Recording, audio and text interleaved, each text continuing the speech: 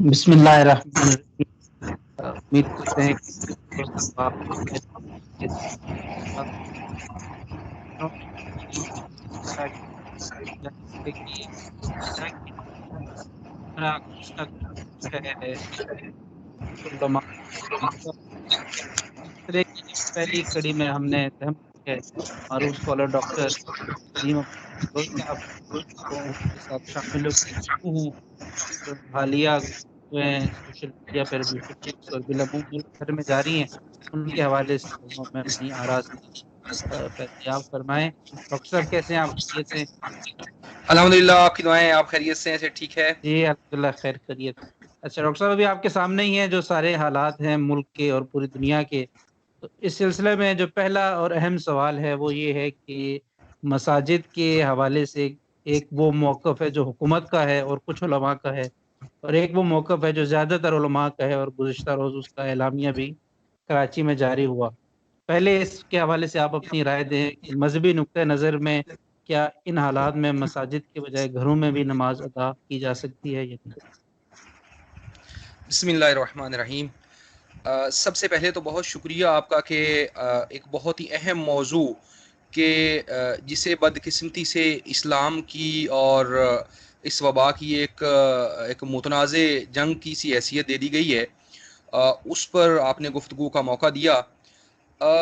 ایک بہت ہی ایک بنیادی پرنسپل ہے کہ انسانی جان جو ہے وہ سب سے مقدم ہے۔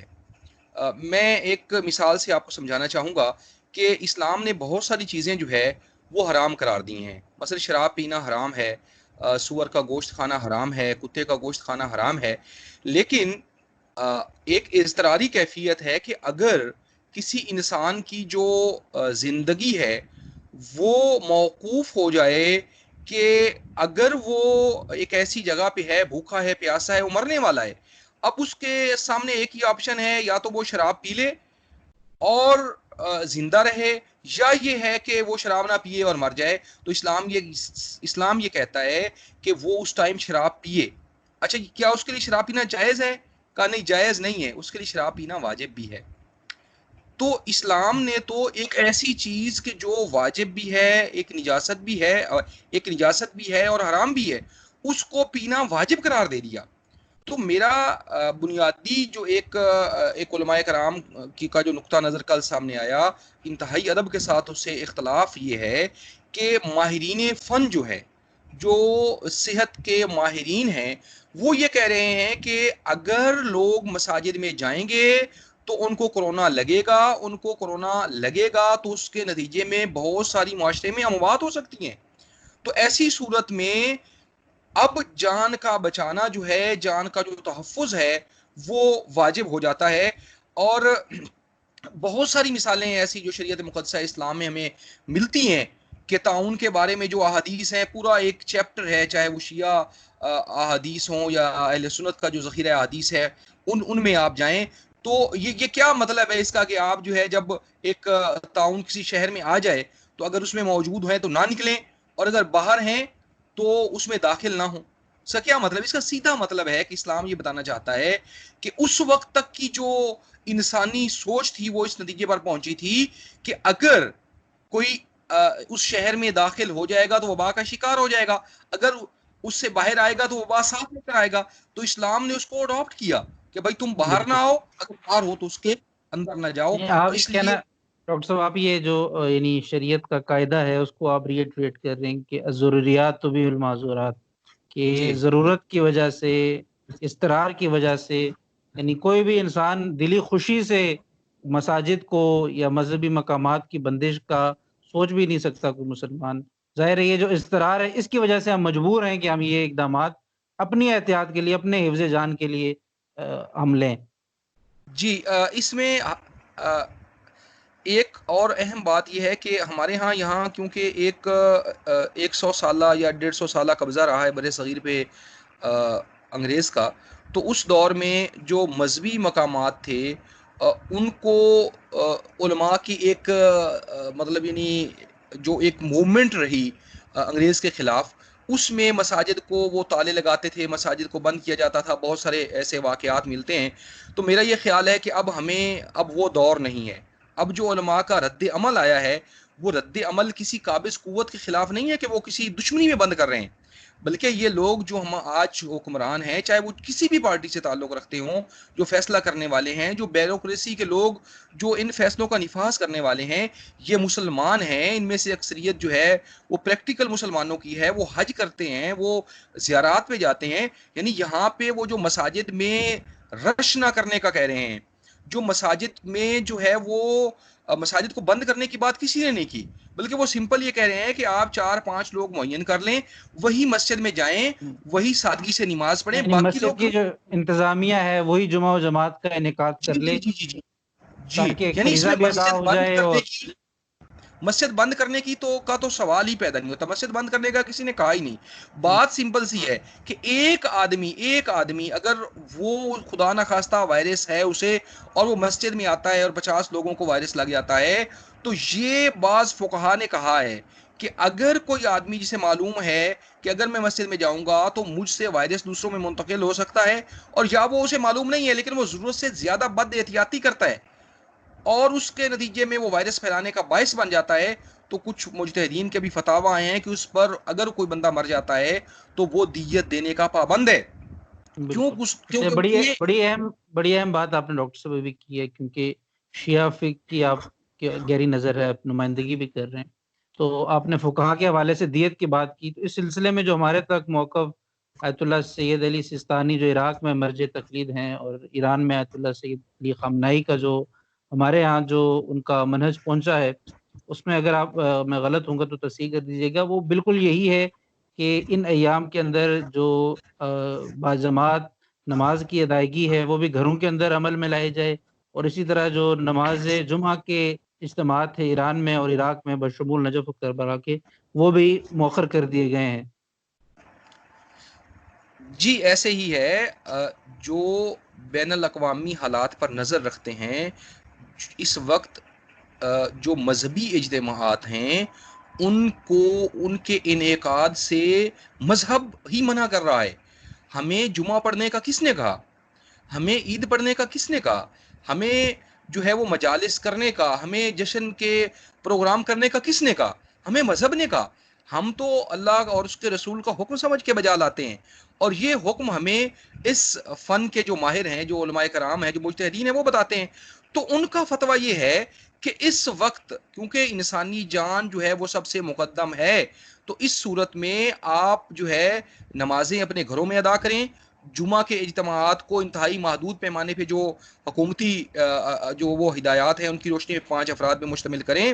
اور آیت اللہ سید علی خامنہئی کا جو میں ایک فتویٰ دیکھ رہا تھا، بلکہ ان کا بھی ایک کلپ بھی آ گیا، آپ نے فرمایا کہ ایک کرونا سے بچانا جو ہے یا کرونا سے کسی کو روکنا جو ہے، یعنی محفوظ رکھنا، وہ ایک نیکی ہے، اور اس بالکل. کو پھیلانا ایک بدی ہے، ایک گناہ ہے. تو اگر ہم جو ہے وہ گھر میں بیٹھ کے کرونا کو روکنے کا باعث بنتے ہیں تو ہم نیکی پہ عمل کر رہے ہیں، اور اگر ہم باہر نکل کے خدا نخواستہ اس کو پھیلانے کا باعث بنتے ہیں تو ہم نے جو ہے وہ ایک گناہ کیا ہے. اور ایت اللہ علماء نیکی سے کا کام ہم نے نہیں کیا. بالکل. جی ان کا اچھا فتویٰ تو بہت واضح ہے. ڈاکٹر صاحب، آپ چونکہ سماجی جو پہلو ہے ان کے اوپر بھی آپ نظر رکھتے ہیں، پاکستان میں ظاہر ہے معاشی طور پر لوگوں کا مڈل کلاس بھی، اور جو عام لوگ ہیں جو مزدور طبقہ ہے، وہ بھی ظاہر ہے براہ راست اس کا نشانہ بنے ہیں معاشی طور پہ. تو بطور مسلمان ظاہر ہے ہم ہر وقت اس تگ میں لگے رہتے ہیں کہ خدا کی جو رضا ہے وہ حاصل کی جا سکے. یہ ہماری بطور مسلمان اسلام کیا بتاتا ہے، ہمیں کیا ذمہ داری ہے کہ ہمارے جو اموال ہیں ان میں یہ جو مساکین ہیں ان کی ہم کس طرح سے ہمارے پر دیکھ بھال کرنا لازم ہے جو متمول لوگ ہیں. اور دوسرا ایک جو سوال فقہی حوالے سے سامنے آ رہا تھا کہ کیا اس ضمن میں زکوٰۃ کی یا جو باقی مصارف شرعیہ ہیں، اموال ہیں، ان کی جلد ادائیگی وہ بھی ممکن ہے؟ اس کے حوالے سے بھی تھوڑی سی روشنی ڈال دیجیے. اچھا، اس میں بہت اچھا سوال کیا آپ نے کہ عام حالات میں بھی اگر کوئی غریب ہے، اگر کوئی مسکین ہے، اگر کوئی بھوکا ہے معاشرے میں، تو اس کی جو وہ بھوک ہے، اس کی جو پیاس ہے، اس کی جو غربت ہے، اور اس کی جو محتاجی ہے، اس کو دور کرنا جو اہل خیر ہیں جن کو اللہ تعالیٰ نے استطاعت دی ہے ان پر فرض ہے.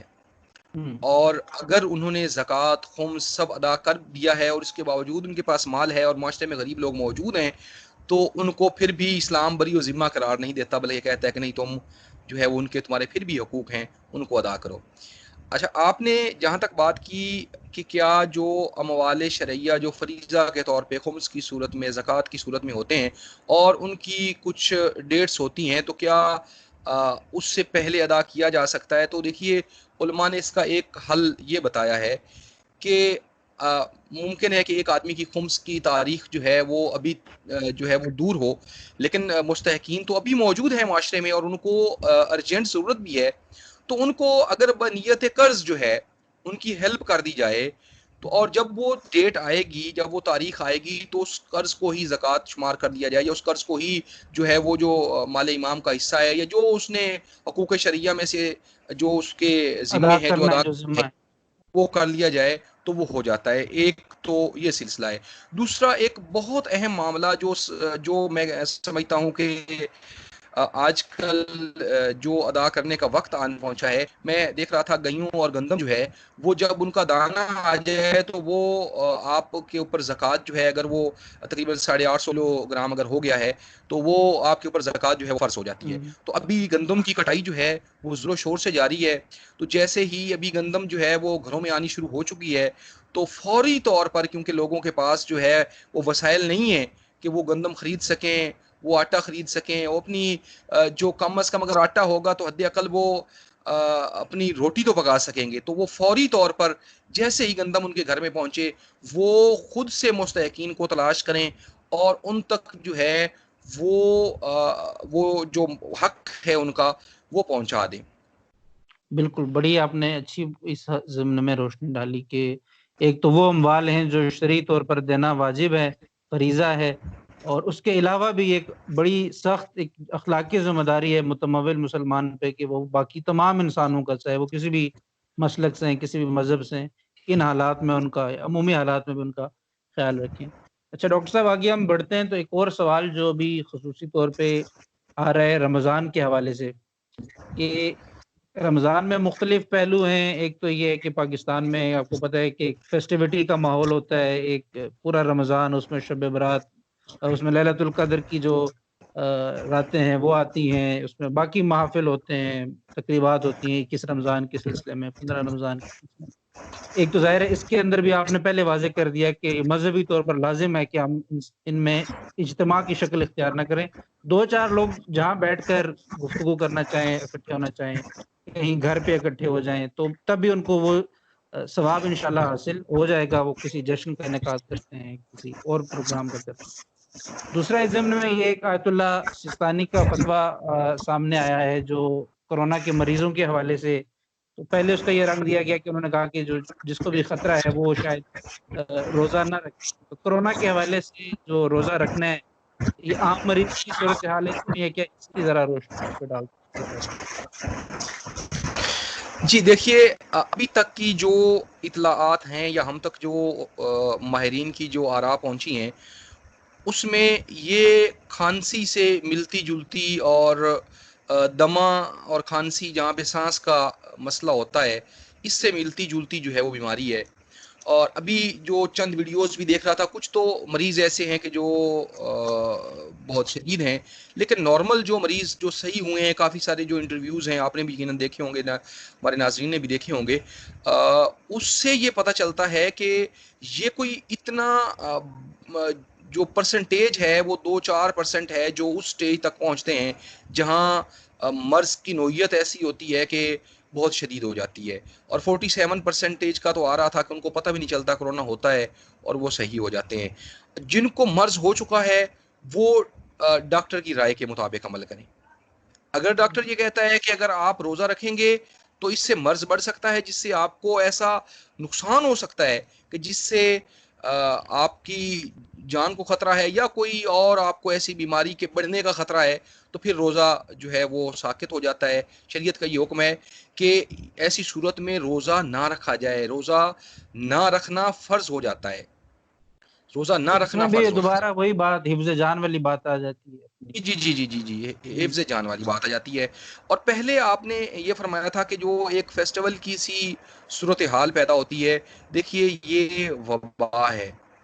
دنیا نے 100 سال کے بعد جو ہے وہ کوئی وبا دیکھی ہے، اور کہا یہ جاتا ہے کہ 1918 کے بعد پہلی بار جو ہے وہ دنیا اتنی بڑی ایک بین الاقوامی وبا کی لپٹ میں ہے. ہماری 6 نسلیں یا 5 نسلیں گزر گئیں، اور ہمارے ہاں وہ جو باتیں وبا کے دنوں کی ہوتی ہیں وہ باتیں ختم ہو گئیں، وہ کہانیاں ختم ہو گئیں جو انسان کو نہ چاہتے ہوئے بھی اس کو حساس بنا دیتی تھیں. ابھی بھی اسی لیے ہم اپنے معاشرے میں دیکھتے ہیں کہ لوگ ان ہدایات پہ عمل نہیں کر رہے جو ماہرین چیخ چیخ کے کہہ رہے ہیں کہ دنیا میں اس وبا نے تباہی پھیلا دی ہے. خدارا آپ جو ہے وہ ہاتھ نہ ملائیے، آپ جو ہے وہ باہر گلی میں، محلے میں، یا روڈ پہ یا سڑک پہ بازار میں غیر ضروری طور پر نہ آئیے. اگر آنا ہے تو ان احتیاطوں کے ساتھ آئیے. تو ہمیں وہ اندازہ نہیں ہو پا رہا. میں یہ گزارش کروں گا کہ اگر ہم یہ چاہتے ہیں کہ ہمارے بچے محفوظ رہیں، ہمارے بہن بھائی محفوظ رہیں، ہمارے بزرگ محفوظ رہیں، تو ہمیں ڈاکٹرز کی ان ہدایات کو سیریس طور پر لینا پڑے گا، اور مذہب کے ان فتاوا کو سیریس طور پر لے کر ان پر عمل کرنا پڑے گا.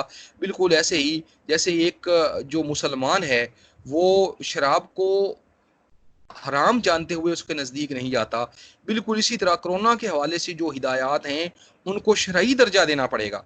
میں اکثر کہتا ہوں کہ ہمارے ہر گھر میں بجلی کا بورڈ جو ہے وہ موجود ہے، اگر کوئی ہاتھ لگائے گا تو اس کی جان کو خطرہ ہے. آپ بالکل دیکھیے پورے پاکستان میں ایک سال میں شاید 50 لوگ بھی نہیں ہوں گے کہ جو ہر گھر میں موجود جان لینے والی اس جو ہے وہ ایک وبا کہیں، بیماری کہیں، ایک چیز کہیں، وہ اس کی موجودگی کے باوجود کوئی ہاتھ نہیں لگاتا ہے اسے. تو ہمیں یعنی آپ یہ اس کہہ رہے وبا ہیں کہ وہ جس طرح خطرے کا احساس کرتے ہیں اس طرح اس کو ہمیں سیریس. اچھا ہم آخری اس کی طرف اب بڑھ رہے ہیں. تو ایک تو بھی اگرچہ موسم حج دور ہے، لیکن چونکہ عالمی سلسلہ ہوتا ہے حج میں، مکہ و مدینہ حرمین شریفین میں تقریباً 20 لاکھ 25 لاکھ لوگ پوری دنیا سے جمع ہوتے ہیں، تو اس کے سال بھر پہلے انتظامات شروع ہو جاتے ہیں جو ابھی تک بدقسمتی سے تاحال وہاں پہ موجود، پوری دنیا میں موجود اس صورتحال کی وجہ سے نہیں ہو سکے. تو کیا اس بات کا بھی امکان موجود ہے کہ وہاں پہ صرف مختصر ایک حج کا سلسلہ ہو جائے، اور جو وہاں کے مقامی لوگ ہیں یا چند لوگ ہیں مخصوص وہ فریضہ ادا کر لیں، اور باقی جو دنیا ہے وہ اس عادت سے جو ہے وہ بہرہ مند نہ ہو سکے؟ اس حوالے سے یہ جی بالکل، یہ اس کا نہ صرف امکان موجود ہے بلکہ اگر جو ہے وہ ماہرین جیسا کہ ابھی رائے آ رہی ہیں کہ خود مکہ میں کرفیو ہے، کہا یہ جا رہا ہے مدینہ میں کرفیو ہے، تو ایسی صورت میں جب حالات اتنے خراب ہیں تو ایک نمائندہ وفد میں یہ سمجھوں گا کہ پاکستان سے 20 لوگ، 30 لوگ، 40 لوگ چلے جائیں، انڈونیشیا سے مسلمان، پوری دنیا سے جہاں جہاں سے مسلمان آتے ہیں، کچھ یعنی چند 100 لوگ جو ہے وہ جو حفاظتی اقدامات ہیں ان کے ساتھ وہ جو ہے یہ فریضہ حج انجام دیں، اور پوری دنیا کے جو مسلمان پھر جو وہاں جائیں تو وہ اللہ کی بارگاہ میں گڑ گڑا کر دعا مانگیں. دیکھیے دو چیزیں ہیں ہادی بھائی جن کی طرف ہمیں متوجہ رہنے کی ضرورت ہے.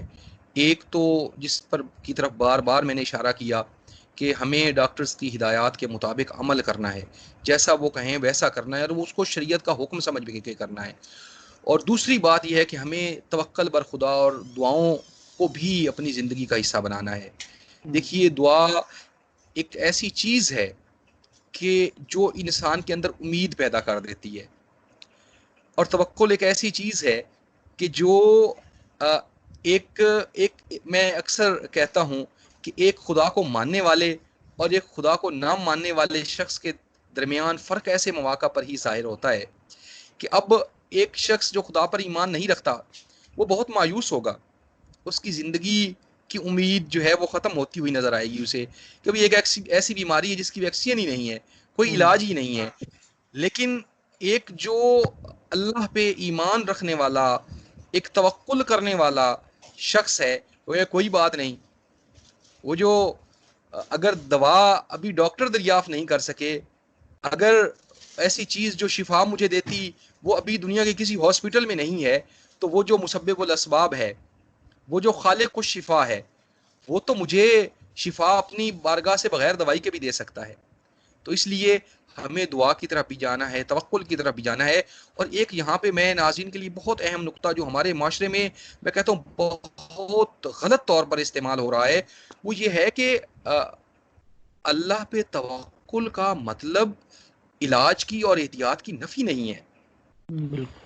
ایک واقعہ میں سن رہا تھا کہ حضرت موسیٰ علیہ السلام بیمار ہو گئے, تو آپ نے کہا میں دوا نہیں لوں گا, اللہ پہ توکل کرتا ہوں, اللہ مجھے شفا دے گا.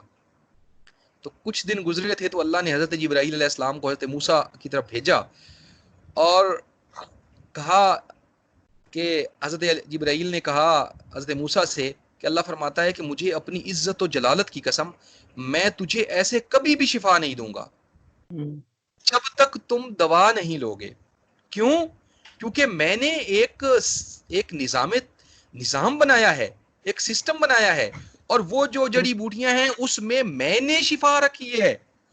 وہ ان کا استعمال نہ کرنا سمجھو وہ اس نظام اور نظم اس سسٹم کا انکار ہے کہ جو میں نے ہی بنایا ہے. اس لیے جو علت و اسباب کا خاک یہاں قانون ہے وہ ظاہر ہے بہت اہم ہے. میں ہوں, اسباب کا خالق میں ہوں, میں نے ان جڑی بوٹیوں میں شفا رکھی ہے. اس لیے تم دوا لوگے تو تمہیں شفا ملے گی, اگر تم دوا نہیں لوگے تو تمہیں شفا نہیں ملے گی. تو یہ قسمت پر ٹال دینا, مقدر پہ ٹال دینا اور توکل کو غلط طور پر لے کے جانا, میں کہتا ہوں یہ خودکشی کرنے کے مترادف ہے. ہمیں سیرت ائمہ, سیرت انبیاء پر عمل کرنا چاہیے کہ جو دوا بیمار ہوتے, نبی اکرم صلی اللہ علیہ وسلم بیمار ہوتے دوا لیتے. ائمہ کی سیرت دیکھیں, بیمار ہوتے دوا لیتے. آپ کے جو اصحاب آتے آپ کے پاس, آپ ان کو جو ہے وہ جو رائج دوا کے طریقے تھے, حضرت امیر المومنین علیہ الصلوۃ والسلام کو خنجر لگتا ہے تو کوفہ کا بہترین طبیب آتا ہے اور وہ آ کے حضرت امیر المومنین علیہ الصلوۃ والسلام کو چیک کرتا ہے. یہ کیا کس چیز کو یہ ظاہر کر رہا ہے کہ جو ظاہری اسباب ہیں بہترین, ان کو بروئے کار لا کر جو ہے وہ اپنا تحفظ کرنا ضروری ہے. بہت شکریہ ڈاکٹر صاحب. ابھی ہمارا یہ مختصر سلسلہ گفتگو اپنے اختتام کی طرف پہنچ رہا ہے, اور آخر کے اندر آپ کی جو گفتگو تھی اس کا لب لباب اگر چند سیکنڈوں میں کر سکوں تو وہ تمام برادران ایمانی کے لیے یہی پیغام ہے کہ جس طرح عرب علماء نے بلکہ پوری دنیا کے علماء نے مسلمانوں کو تاکید کی ہے کہ وہ گھروں میں رہیں, ایک دوسرے کی جان کی حفاظت کریں, نماز کے اور دیگر جتنے مذہبی اجتماعات ہیں وہ پوری احتیاط کے ساتھ گھروں کے اندر ہی اس کو انجام دیں. اور دوسری اہم بات جو وہ یہ ہے کہ اپنے آس پاس جو مستحقین موجود ہیں ان میں کسی تفریق کے بغیر, کسی قسم کی اس تعصب کے بغیر کہ اس کا کیا مسلک ہے, کیا مذہب ہے, اس کو انسان ہونے کے ناطے اس کا اپنا فریضہ سمجھ کر اس کا خیال رکھیں. بہت شکریہ ڈاکٹر صاحب. ہماری پہلی نشست انشاءاللہ یہ سلسلہ آگے جاری رکھے گا. ان دنوں اپنا خیال رکھیے. والسلام علیکم ورحمۃ اللہ. السلام علیکم ورحمۃ اللہ.